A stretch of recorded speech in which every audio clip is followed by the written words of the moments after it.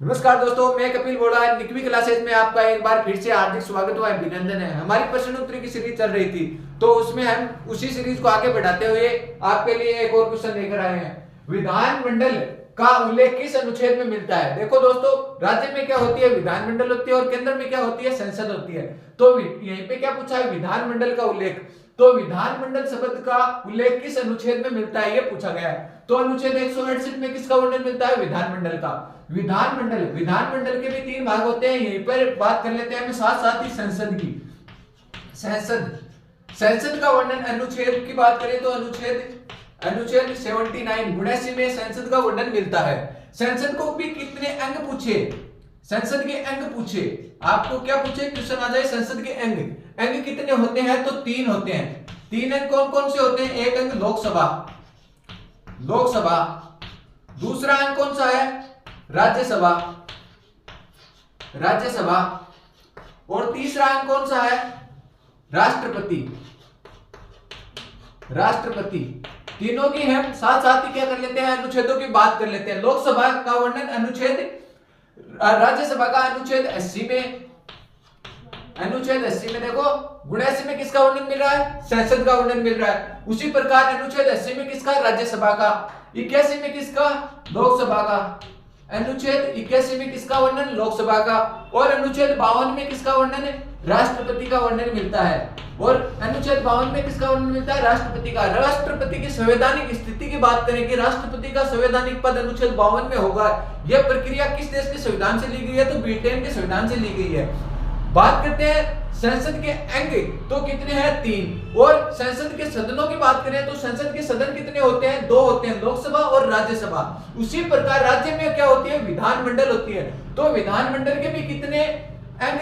विधानमंडल के अंग पूछे तो कितने होते हैं? तीन होते हैं। एक तो कौन सा होता है? विधान परिषद।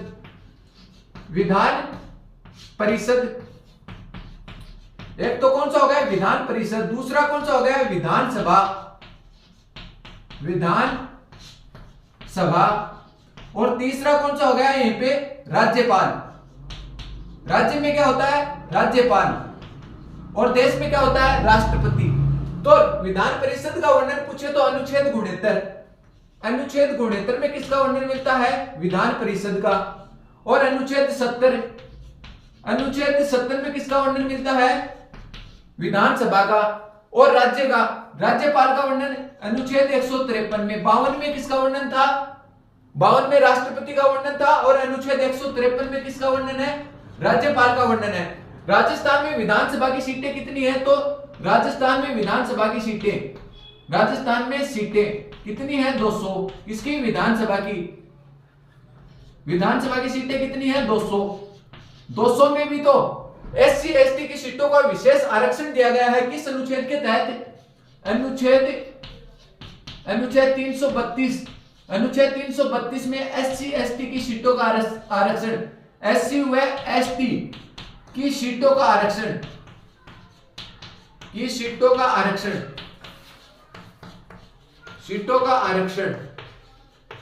आरक्षण दिया गया है। SC की कितनी सीटें हैं? SC की सीटें कितनी है? तो 34 है। SC की तो बात करें, SC की सीटें हैं 34 राजस्थान में। ST की सीटें कितनी है? तो बात करें कितनी है? 25 है। यह क्वेश्चन अभी पटवारी की एग्जाम में आया था कि अनुच्छेद 332 के तहत राजस्थान विधानसभा में SC की कितने सीटें आरक्षित है और ST की कितनी सीटें आरक्षित है? तो 25 सीटें आरक्षित है। बात करते हैं राजस्थान में कुल सांसदों की संख्या कितनी है? तो राजस्थान में कुल सांसद कितने हैं? सांसदों की बात करते हैं तो राजस्थान में कुल सांसद 30 है। जबकि लोकसभा से कितने सांसद चुने जाते हैं? लोकसभा से 25 सांसद चुने जाते हैं। और 5 किससे? राज्यसभा के लिए चुने जाते हैं। बात करते हैं हम लोकसभा से 25 सांसदों में से SC और ST की। लोकसभा में देखो, यहीं पे लिख देता हूं, लोकसभा में SC से तो 4 सदस्य और SC से 3 सदस्य चुने जाते हैं। अनुच्छेद 331। लोकसभा में मैंने अधिकतम सदस्यों की संख्या कितनी बताई थी? 550 वर्तमान में है। वैसे 552 है। 104वां संविधान संशोधन के तहत एंग्लो इंडियन सदस्यों को क्या नहीं किया जाता? मनोनीत नहीं किया जाता। इसलिए 550 है। उसमें से एससी और एसटी की सीटों का आरक्षण, लोकसभा में आरक्षण, एससी एसटी को लोकसभा में आरक्षण, देखो एससी और एसटी को लोकसभा में आरक्षण, लोकसभा में अनुच्छेद 331 के तहत, अनुच्छेद 331 के तहत आरक्षण दिया गया है। कितनी कितनी सीटें हैं लोकसभा में? 84 सीटें। 84 सीटें तो किसकी हैं? एससी की हैं, और 47 सीटें किसकी हैं? एसटी के लिए आरक्षित की गई हैं। इस पर एससी एसटी का ही व्यक्ति क्या कर सकता है? चुनाव लड़ सकता है। तो दोस्तों आपको ये क्वेश्चन अच्छे से समझ में आ गया होगा। एक बार हम इसका फिर से रिवीजन करते हैं। देखो दोस्तों, संसद के कितने अंग होते हैं? संसद के कितने अंग होते हैं तो पूछे जाए 3 अंग होते हैं। कौन कौन से? लोकसभा, राज्यसभा, राष्ट्रपति। संसद का वर्णन अनुच्छेद 79 में मिलता है, जबकि लोकसभा का वर्णन अनुच्छेद 81 में मिलता है। राज्यसभा की बात करें, राज्यसभा का वर्णन अनुच्छेद 80 में मिलता है, जबकि राष्ट्रपति का वर्णन अनुच्छेद 52 में मिलता है। लोकसभा के लिए एससी व एसटी की कुछ सीटों का आरक्षण किया गया है। जैसे 550 अधिकतम सदस्य की संख्या होती है, उसमें से एससी के कैंडिडेट कितने खड़े होंगे और एसटी कितने खड़े होंगे, उसमें अनुच्छेद 331 के तहत 84 सदस्यों पर तो कौन एससी कैंडिडेट खड़े होंगे और 47 सदस्य एसटी के ही खड़े हो सकते हैं। ये क्या किया गया है? अनुच्छेद 331 के तहत सीटों का पर आरक्षण प्रदान किया गया है। उसी प्रकार जैसे केंद्र में ये प्रक्रिया लागू है, उसी प्रकार राज्य में क्या होती है? विधानमंडल होती है।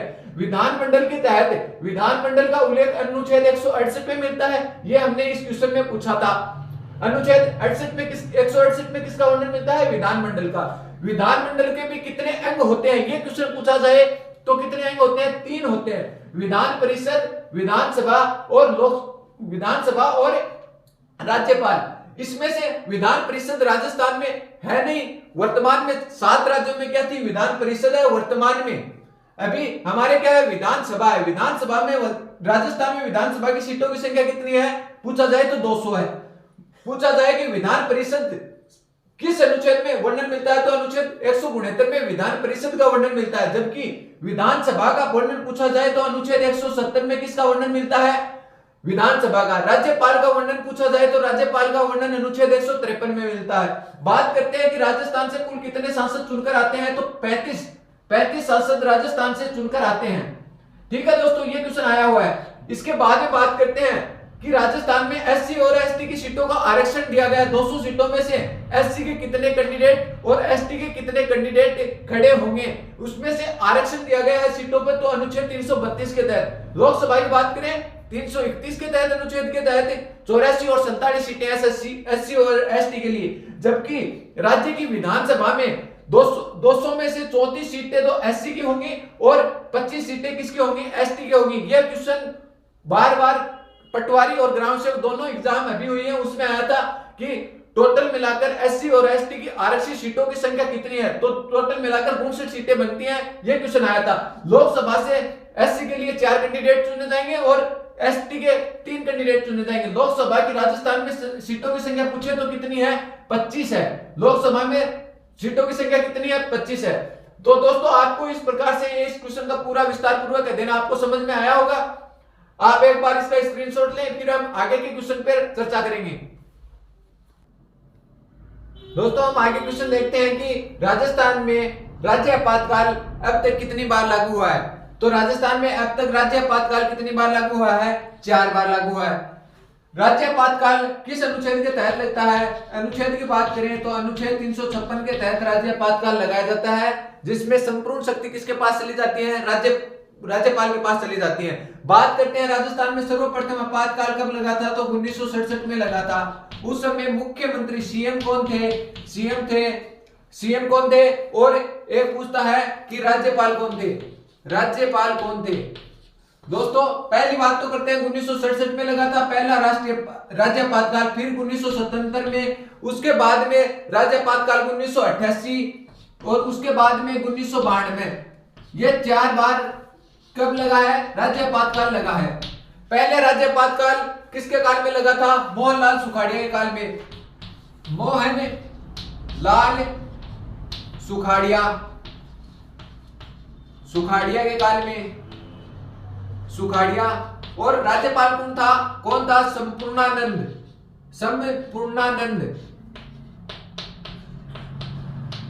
राज्यपाल कौन था उस समय? संपूर्णानंद। तो पहला राज्यपाल 1967 में मोहनलाल सुखाड़िया की सरकार थी, सीएम थे, और संपूर्णानंद क्या कौन थे, राज्यपाल थे। फिर बात करते हैं 1977 में हरिदेव जोशी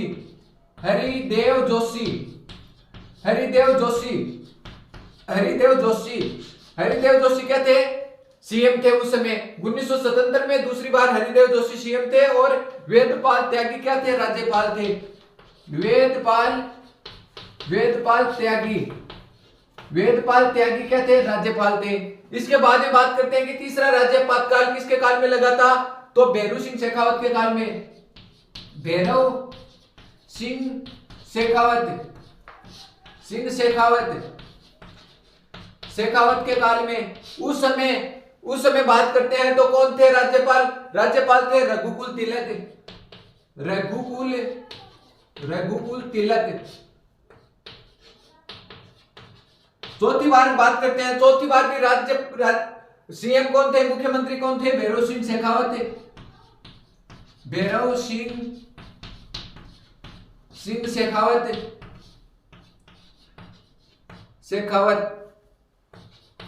वह एम चुन्ना रेड्डी कौन थे, या चेन्ना रेड्डी राज्यपाल थे, चेन्ना रेड्डी। तो इस प्रकार दोस्तों राजस्थान में अभी तक कितनी बार राज्यपाल काल लगा है, 4 बार लगा है। देखो दोस्तों क्वेश्चन वापस से देखते हैं, रिवाइज करते हैं। राजस्थान में राज्यपाल काल अभी तक कितनी बार लागू हुआ है, तो अभी तक कितनी बार लागू हुआ है, 4 बार लागू हुआ है। उसमें से अनुच्छेद 356 के तहत राज्यपाल काल लगाया जाता है। सर्वप्रथम राज्यपाल काल 1967 में, उस समय मुख्यमंत्री की बात करें तो मोहनलाल सुखाड़िया थे और राज्यपाल कौन थे, संपूर्णानंद थे। बात करते हैं राजस्थान में दूसरा, ये फर्स्ट आपातकाल था। दूसरा आपातकाल 1977 में लगा था, हरिदेव जोशी की सरकार थी, उस समय सीएम हरिदेव जोशी थे और राज्यपाल कौन थे, वेदपाल त्यागी थे। बात करते हैं तीसरा राज्यपाल काल 1988 में लगा था, भैरू सिंह शेखावत की सरकार थी और राज्यपाल की बात करते हैं तो रघुकुल तिलक था।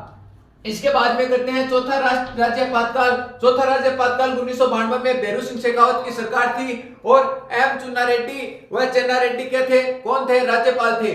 तो इस प्रकार दोस्तों राजस्थान में अभी तक कितनी बार राज्यपाल काल लगा है, 4 बार। और किस अनुच्छेद के तहत, अनुच्छेद 356 के तहत आपातकाल की प्रक्रिया भाग नंबर 18 भारत के संविधान में इसका वर्णन मिलता है। और बात करते हैं अनुच्छेदों की, बात करते हैं 352 से 356 तक, 352 से 356 तक अभी तक कितने आपातकाल है भारतीय संविधान में, तो आपातकाल की व्यवस्था 3 प्रकार के, राष्ट्रीय आपातकाल अनुच्छेद 352 जो अभी तक 3 बार लगा है, और वित्तीय आपातकाल अनुच्छेद 360। दोस्तों एक बार आप इसका स्क्रीनशॉट लें, फिर हम आगे के क्वेश्चन पे अध्ययन करेंगे।